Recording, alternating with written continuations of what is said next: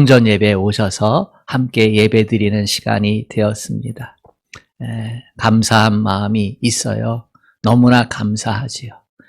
얼굴과 얼굴을 대면하고 그렇게 예배 드리니까 아이 컨택도 되고 그렇지요. 가정에서 예배 드리는 성도님들도 보이진 않지만 저하고 아이 컨택하면서 하나님의 말씀을 인격적으로 받아들일 수 있기를 주님의 이름으로 축복합니다. 주님만 사랑하면 아멘 합시다. 아멘. 2020년 1초에 2억 원의 광고비를 쏟아붓는 경기가 있습니다. 1초에 2억 원. 바로 미국의 슈퍼볼 경기입니다. 우리 어르신들은 미식축구 하면 잘 모르시지요? 미국에서 주로 미국에서 가장 유명한, 가장 인기 있는 스포츠 경기인데요. 그 미식축구 결승을 슈퍼볼이라고 하는데 그것이 미국에서 40%에서 60%의 시청률을 가지고 있습니다. 가장 높은 시청률이죠. 시청률 40%가 넘어가면 국민 드라마 이렇게 얘기하잖아요. 그만큼 다른 그 어떤 것보다도 시청률이 높은데요. 그래서 1초의 광고가 2억 원이 넘습니다. 거기에 우리나라 모 기업도 30초 광고를 했는데요. 전 세계에서 시청하니까 63억 원을 들여서 30초 광고를 했어요. 그만큼 대단한데요. 그 경기에서 뛰는 그래서 우승하면 MVP가 되는데요. 거기서 우리나라 혼혈계 스타가 2006년에 탄생을 했었습니다. 하인스 워드라고 하는 사람입니다. 이 사람이 그 슈퍼볼에서 우승을 결정짓는 뛰어난 역할을 했고 그리고 MVP로 최우수 선수로 선출이 됐거든요. 근데 그 사실이 미국에서만 흥행의 이유가 된 게 아니고 우리나라에서도 초점이 되었던 적이 있습니다. 왜냐하면 그가 한국계 혼혈인이었기 때문입니다. 그의 아버지는 우리나라에 와서 근무했던 주한미군이었고 흑인이었습니다. 그 사람과 우리나라 여인이 결혼을 했는데 함께 미국에 갔는데 거기서 아이를 낳고 남편으로부터 버림받았어요.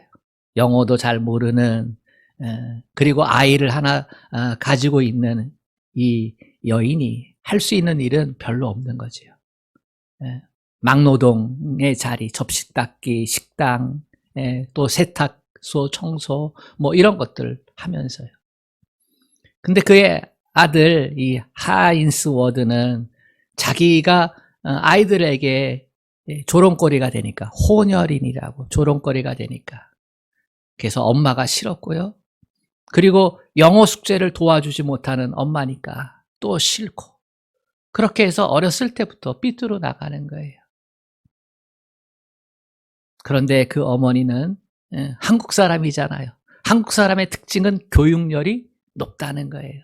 그리고 자식을 위해 희생하고 헌신할 수 있다는 거예요.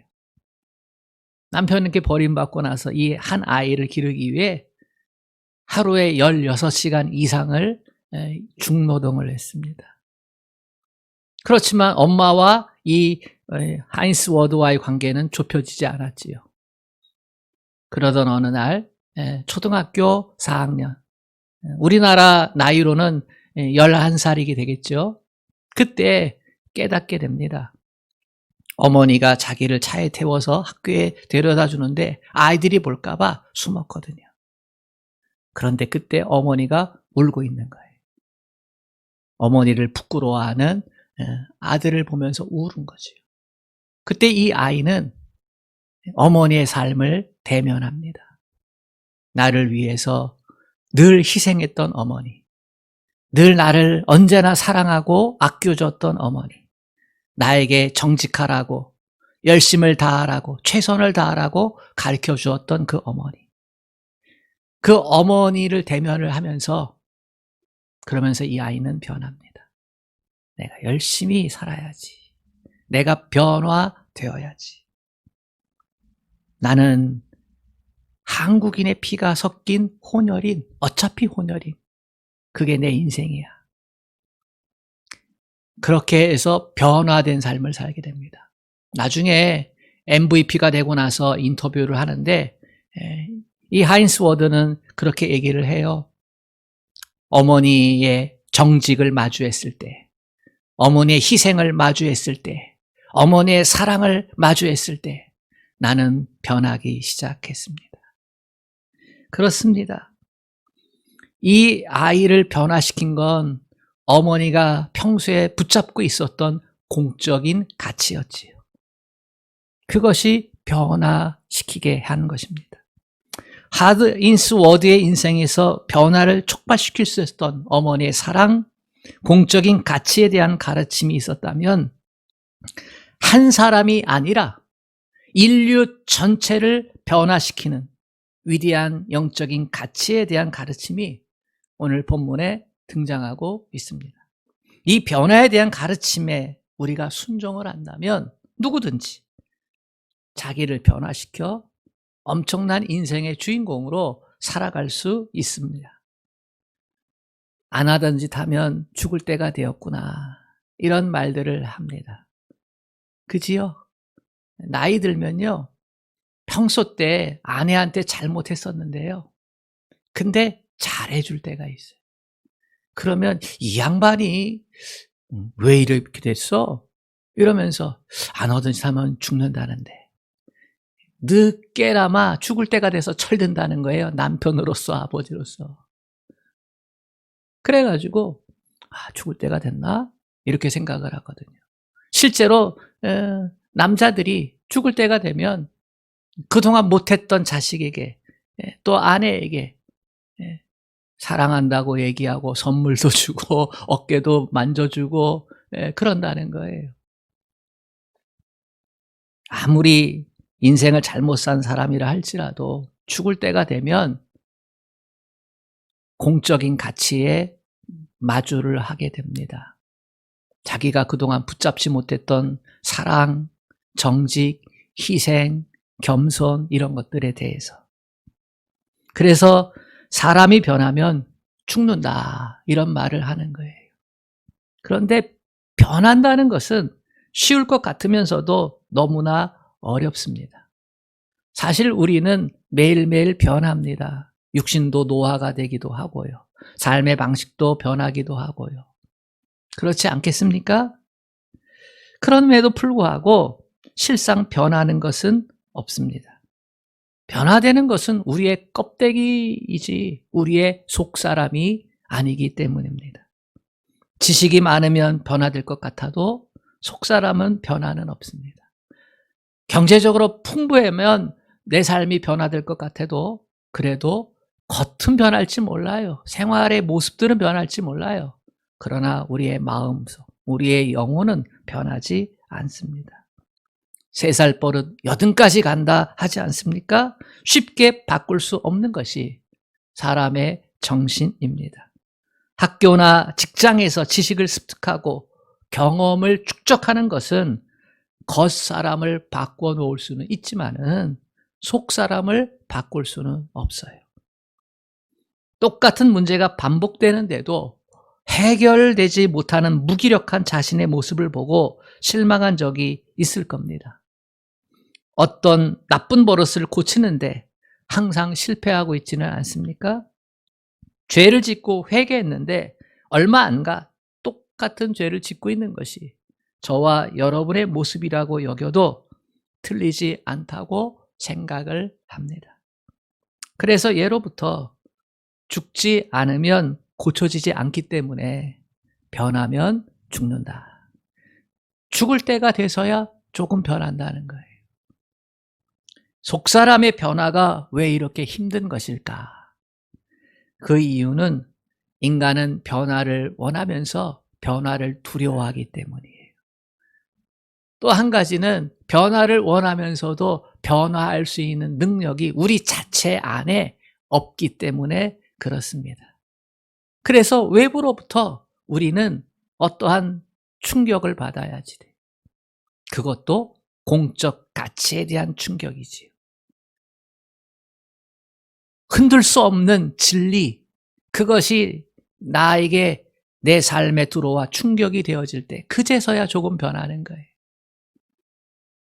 그게 사랑이고, 그게 진리고, 그게 정이고, 그게 희생이고, 그렇지 않겠습니까? 이거 외에 우리를 변화시킬 수 있는 것들이 어디 있겠어요? 사람은 변화를 원하지만 변화에 대한 능력이 없기 때문에 잘 안 변한다는 사실을 성경은 우리에게 가르쳐 줍니다. 하나님께 선택되었던 이스라엘 백성들도 그랬어요. 그 확실한 증거가 예수님의 십자가 사건입니다. 예수님은 메시아잖아요. 유대인들은 메시아를 적어도 700년 이상 오랫동안 대망했던 시간을 가지고 있습니다. BC 주전 586년에 남유다가 바벨론에게 침공을 받아서 멸망을 하잖아요. 나라가 멸망을 했습니다. 성전도 무너지고요. 사회 지도자들은 다 포로로 끌려가고 그 나라는 한마디로 말해 초토화됐습니다. 사회악이 들끓고 그러면서 살기가 힘든 거지요. 그래서 그들은 변화를 위해 부르짖었어요. 하나님, 우리를 살려주시오. 하지만 그들은 하나님을 변화시키려고 했지 자기를 변화시키려고 하지는 않았어요. 바벨론에서 포로로 돌아와서 하나님이 회복시켜 줬는데요. 그런데 그들은 또다시 변화를 거부를 합니다. 그래서 시간이 또 흘러 그들은 로마에 의해서 또 나라가 멸망을 하고 식민지 생활을 하게 됩니다. 힘들면 힘들수록, 어려우면 어려울수록, 그래서 열정적으로 메시아를 대망을 하게 됩니다. 우리에겐 소망이 없구나. 메시아가 오셔야만 우리를 바꿀 수 있구나. 이렇게 해요. 그런데 막상 메시아인 예수님께서 그들 가운데 오셨을 때에 이스라엘 백성들은 메시아로 오신 예수님을 만났지만은 예수님의 말씀에 의해서 자기들을 변화시키기보다 하나님을 바꾸려고 역시 고집을 부립니다. 다시 말해 예수님을 십자가에 못 박아 버린 거예요. 메시아이신 오신 예수님이 오셔서 말씀을 전해주면서 천국 복음을 전해주었는데 그 말씀을 통해서 자기들을 변화시켜야 하는데 자기들이 원한 메시아가 아니었다는 거예요. 정치적인 메시아가 아니었다는 거예요. 그래서 하나님이 틀렸다라고 생각해서 예수님을 거부하고 로마 법정에 예수님을 던져버리고 그들로 하여금 예수님을 십자가에 못 박도록 밀란을 일으킬 기세를 가지고 있고 그렇게 해서 결국은 예수님을 십자가에 못 박아버린 거지. 하나님은 예수님을 통해 이 백성들을 변화시켜 구원의 축복을 주시려고 했는데 그런데 백성들은 그것을 거절했습니다. 참으로 어리석은 모습이지요. 하지만 이 어리석음이 2000년 전에 유대인들에게만 어리석은 것은 아닙니다. 오늘날 우리들도 똑같이 어리석은 모습을 할 때가 너무나 많습니다. 어쩌면 유대인들보다도 더 어리석은 것이 우리들입니다. 유대인들은 메시아를 통한 대속의 은혜를 몰랐잖아요. 근데 우리는 오늘날 알잖아요. 예수님 안에서 변화되어야 새 생명을 살 수 있다라고 하는 그걸 알잖아요. 그럼에도 불구하고 우리는 우리의 변화를 거절할 때가 많습니다. 은혜를 받았음에도 변화의 등을 돌릴 때가 많습니다. 목사님만 변화되면 되지. 권사님만, 장로님만, 저 집사님만 변화되면 되지. 나는 그냥 이대로가 좋아. 이대로가. 왜냐하면 변화에는 대가 지불을 해야 되기 때문입니다. 대가 지불. 그렇죠? 세상의 유행과 세속화에 빠지지 않고 예수님 사랑하면서 하나님 말씀에 순종하면서 하나님 백성으로 살아야 되는, 참으로 그렇게 살면 그것이 진짜 행복인데 그 맛을 몰라서 세상 것이 더 좋아 보여서 변화를 두려워하는 어리석은 모습을 하고 있다는 사실입니다. 이렇게 자신은 변하지 않고 하나님을 바꿔버린 인간의 불신앙, 이 모습은 구약 성경에도 많이 나옵니다. 모세가 출애굽시켜가지고 시내산에 도착했잖아요. 거기서 하나님은 모세를 시내산 정상으로 부르잖아요. 왜냐하면 말씀을 주기 위해, 율법을 주시기 위해 40일 동안 머물렀어요. 자기들을 인도했던 지도자 모세가 안 보이자 백성들은 불안했어요. 그래서 어떻게 했어요? 아론을 겁박해요. 여기 귀고리, 팔찌, 금덩어리들을 다 모아놓고 이것으로 하나님의 형상을 만들라, 이렇게 얘기한 거예요. 보이지 않는 하나님이신데 보이는 하나님을 만들어내라. 근데 이스라엘 백성들이 보았던 신은 어떤 신이에요? 애굽의 신들이에요.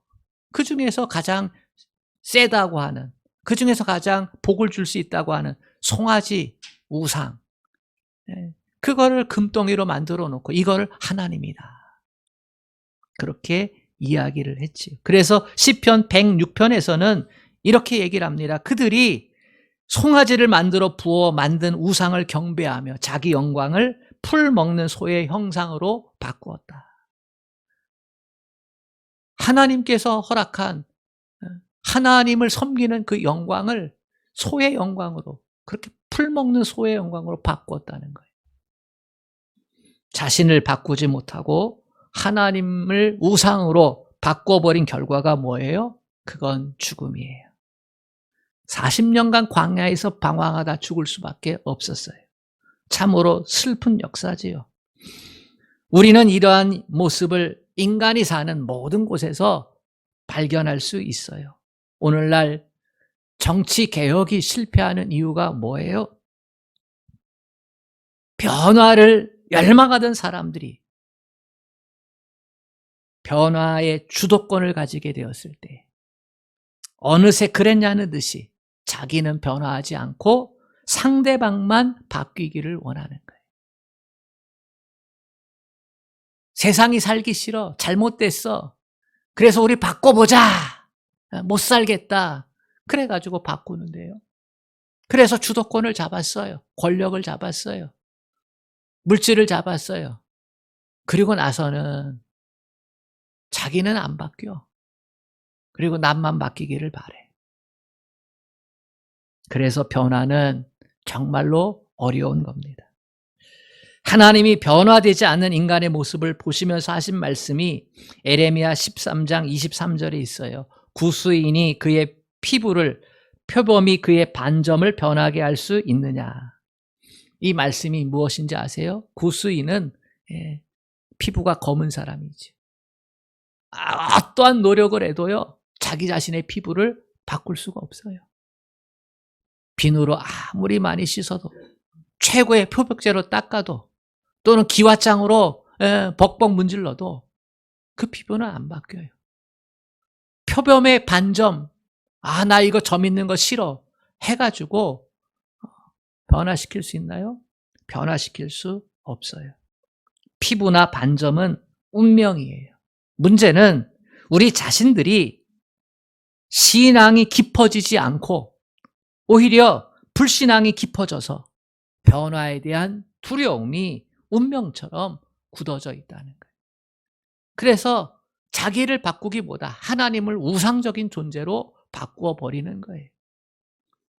변화를 거부한 사람은 어떻게 됩니까? 성경은 사막의 바람에 의해서 이리저리 부는 마른 풀덩이처럼 그렇게 이리저리 세상의 흐름에 따라서 이리 굴려지고 저리 굴려지는 그러한 모습이라고 얘기합니다.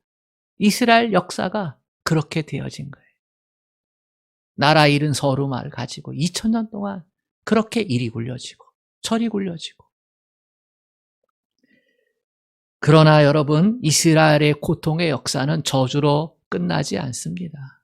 왜냐하면 하나님께서 불게하신 고난의 풍파는 변화하지 않는 백성을 향한 하나님의 사랑의 또 다른 모습이기 때문이에요. 고통을 통해서 하나님의 사랑을 깨닫게 하시는 거지요. 사람은 고통이 없으면 공적인 가치에 직면을 하지 않습니다. 그것을 똑바로 마주할 수 있는 자아가 없어요. 왜냐하면 병든 자아이기 때문에. 하나님의 사랑도 마찬가지예요. 십자가의 은혜도 마찬가지예요. 내게 육신적인 고통, 심적인 고통이 없으면 하나님의 사랑을 대면하지 않아요. 피해요. 왜냐하면 현재의 내 모습이 좋거든요. 그래서 변화를 주시고자 하시는 하나님께서 마지막으로 택한 방법이 도저히 우리가 변하지 않고는 견딜 수 없는 방법을 택하신 거예요. 유대인들은 그 방법을 실패했지만, 그러나 우리는 그 방법을 통해서 변화를 합니다. 왜냐하면 성령의 뜨거운 역사가 있기 때문이에요. 예수님으로 하여금 십자가를 지시게 하신 일이에요. 그것이 하나님께서 변하지 않는 우리를 변화시키게 하시는 유일한 방법이에요. 예수님께서 십자가를 지셨을 때 바뀌지 않을 것 같던 인간의 죄성은 변화하기 시작했어요. 언제요? 그 십자가를 마주 대면을 할 때. 유대인들은 대면을 안 했지만, 그러나 이방인들 가운데서 그 십자가를 대면하는 사람들은 변화되기 시작을 했어요. 우리에게도 변화되지 않는 분들이 있습니다. 그러나 십자가를 그 고통의 자리에서, 인생의 깊은 곳에서 대면한다면 누구에게든지 하나님은 새 생명의 역사를 허락해 주는 줄로 믿습니다. 어둠 속에서 빛으로 나올 수 있는 용기가 생기고, 실패의 자리에서 다시 시작할 수 있는 소망이 생기고, 두려움 속에서 해방되어지는 참된 자유를 맛보게 되어집니다. 우리를 구속하고 있는 인생의 무거운 짐들이 뭐예요? 성공해야 된다는 거예요. 1등 해야 된다는 거예요. 남들보다 많은 것을 소유해야 된다는 거예요. 이 인생의 짐에 붙잡혀가지고 얼마나 고통스러워요. 하지만 십자가를 마주 대하며 그게 다가 아니라는 사실을 깨닫게 되어집니다. 이 땅의 문제가 다가 아니라는 거예요. 십자가를 마주 대하면 부활을 마주하게 되고, 부활을 마주하게 되면 천국의 문이 나에게 열려 있음을 깨닫게 되는 줄로 믿습니다. 내 자신이 하나님의 형상으로 지어진 존재임을 깨닫게 되는 거예요. 그러면서 우리는 변화되어지기 시작을 합니다. 나 자신이 더 복된 존재로 살아야겠다는 열망이 가슴속에서 우리의 심장을 두근거리게 만드는 거지요. 변화된 사람에 대해서 성경에서 찾을 수 있는 대표적인 사람은 사도 바울입니다. 사도 바울은 속 사람이 변화된 후에 자신을 변화시킨 것이 무엇인지를 오늘 본문에서 명백히 밝히고 있어요. 내가 그리스도와 함께 십자가에 못 박혔나니 그런즉 이제 내가 산 것이 아니요 오직 내 안에 그리스도께서 사시는 것이라. 십자가를 대면한 가장 정확한 모습을 오늘 성경은 기록을 하고 있어요. 여러분은 십자가를 대면하고 그 대면에 대한 것을 어떻게 말로 표현하고 싶습니까? 사도 바울은 십자가를 대면하고 나서 이렇게 고백한 거예요. 내가 그리스도와 함께 십자가에 못 박혔나니 이제는 내가 산 게 아니고 내 안에 계신 예수께서 산 것이라. 바울은 다메섹 도상에서 십자가의 예수를 만나고 속사람이 변화되었습니다. 십자가에 달리신 예수님을 만나고 변화된 거예요. 그 전까지 바울은요, 자기 자신이 완벽한 사람이라고 생각했어요. 자기 자신은 늘 1등이라고 생각했어요. 자기 자신은 최고로 생각했어요. 자기 자신은 부족함이 없다고 생각했어요. 자기 자신은 지금 하나님을 가장 잘 믿는 사람이라고 생각을 했어요. 율법적으로 흠이 없다고 생각했어요. 그런데 십자가에 달린 예수를 만나고 난 후에 자기가 생각했던 모든 것들이 무너져 내립니다. 잘못된 인생이었구나. 나는 지옥에 가면 아랫목에 갈 존재였구나. 나처럼 못난 이가 없었구나 라고 하는 것을 깨닫게 됩니다. 바울은 십자가의 예수님을 보면서 왜 예수님이, 왜 메시아가 십자가에 못 박혔지?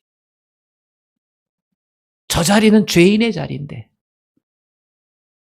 저 자리는 하나님께 버림받은 자리인데 왜 예수님이 십자가에 못 박혔지? 저 자리가 사실은 내 자리였구나. 저 자리에 내가 달렸어야 하는데 주님이 대신 달려주신 것이구나. 그걸 깨닫게 된 거예요. 예수님이 메시아라고 하는 그것을 주장을 해서 그 죄 때문에 하나님을 기만한 죄로 죽은 걸로 알았는데 사실은 예수가 정말 메시아로 우리를 대속하기 위해 대신, 우리를 변화시키기 위해 대신, 하나님이 대신 죽지 않고는 우리는 변하지 않으니까, 그만큼 죄악된 존재니까 대신 죽으셔서 우리에 대한 하나님의 사랑을 보여주기 위해서 그렇게 죽으셨구나. 그걸 바울이 깨닫은 거예요. 그 은혜로 바울은 십자가의 죽음이 나의 죽음이 되고 예수님의 부활이 나의 부활이 되는 것을 경험을 했습니다. 이것이 십자가에 달리신 예수님과의 연합, 신비한 영적인 연합입니다. 이 연합을 통해서 바울은 자기 중심의 삶을 살던 옛사람 바울을 죽이고 예수 중심의 삶의 모습으로 변화되어집니다. 참으로 놀랍지요? 이 은혜가 오늘 저와 여러분에게도 임한 줄로 믿습니다. 그래서 예수님과 함께 나는 죽고 예수님과 함께 나는 살고, 이후부터의 삶은 어떤 삶이에요? 예수님이 나를 위해 사셨으니 나도 이제는 예수님을 위해 살아야겠다. 이게 우리의 삶이 되어야 하는 거예요. 사랑하는 여러분, 누구든지 예수님의 십자가를 바라보면서 저 자리가 내 자리인데, 내 죄가 커서 내가 죽을 자리인데, 죄 때문에 변화를 거부하고 나를 바꾸지 못하고 하나님을 우상과 바꿔버린 내 자리가 저 자리인데, 그렇게 고백하면서 예수님의 그 사랑을 받아들일 때 변화를 경험하게 되는 줄로 믿습니다. 십자가는요, 변하지 않는 우리를 위해서 예수님이 대신 죽어주신 자리예요. 우리를 지옥에 보낼 수 없기 때문에, 우리를 죄의 종으로 사는 걸 하나님이 더 이상 두고 볼 수 없기 때문에, 우리를 복되게 살게 하시려고, 우리를 하나님의 참된 자녀로 삼아주시려고 우리의 변화를 위해 대신 죄값을 지시고 죽어주신 자리. 사람이 변하면 죽는다는 말은 맞는 말이에요. 죽을 때가 돼서야 자기의 잘못된 것들을 깨닫기 때문에 남은 시간 얼마 안 되지만 제대로라도 살아보자고. 내 병든 자아가 죽으면 변한다는 말이 사실은 더 성경적입니다. 변하면 죽는다는 말도 맞지만 그러나 내 병든 자아가 죽으면 산다는 말, 저는 이것이 더 성경적이라고 생각합니다. 바울은 이 축복을 경험했기 때문에 고린도전서 15장에서 나는 매일 죽노라. 나는 매일 죽노라. 내 옛자아가 죽어야 예수님이 내 안에 사실 수 있기 때문에. 아멘. 그래서 나는 매일 죽노라. 내 생각이 예수님의 생각이 되고, 내 마음이 예수님의 마음으로 변화되어지고 체인되어지고,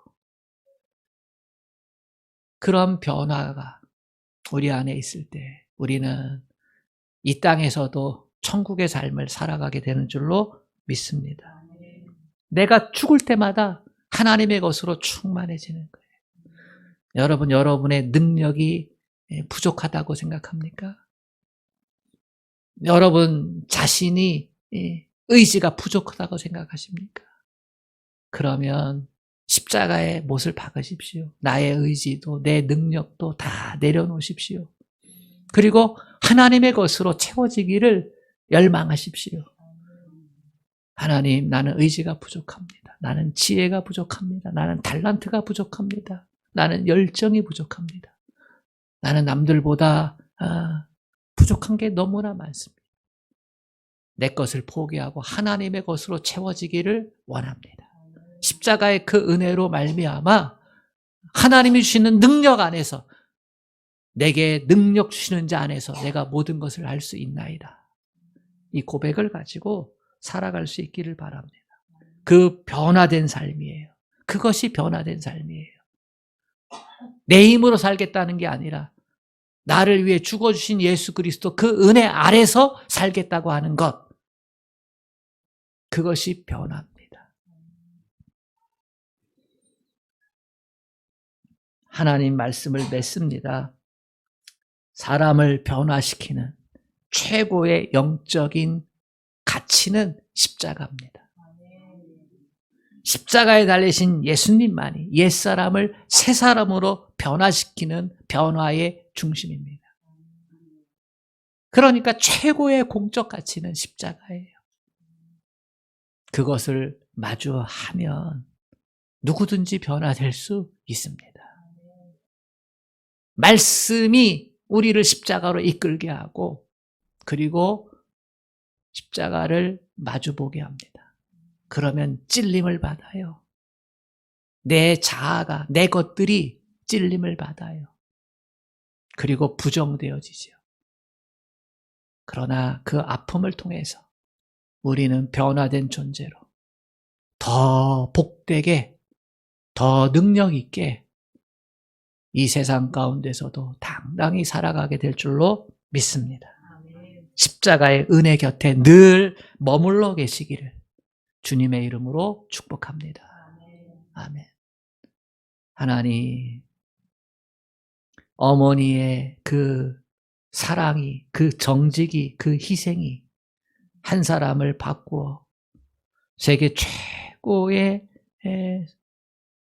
선수로 변화시켰던 것처럼, 아니 그보다 더 강한 십자가의 그 은혜, 그 사랑으로, 그 공적 가치로 우리는 변화가 되어 십자가가 주는 그 자유의 복음을 누릴 수 있습니다. 그 능력의 복음을 누릴 수 있습니다. 부족하다, 없다, 연약하다, 안 된다 하지 말고 십자가의 그 사랑 안에서 온전한 변화를 이루어 우리를 승리케 하시는 그 하나님의 은혜를 경험케 하여 주옵소서. 예수님의 이름으로 기도합니다. 아멘. 찬송가 289장입니다.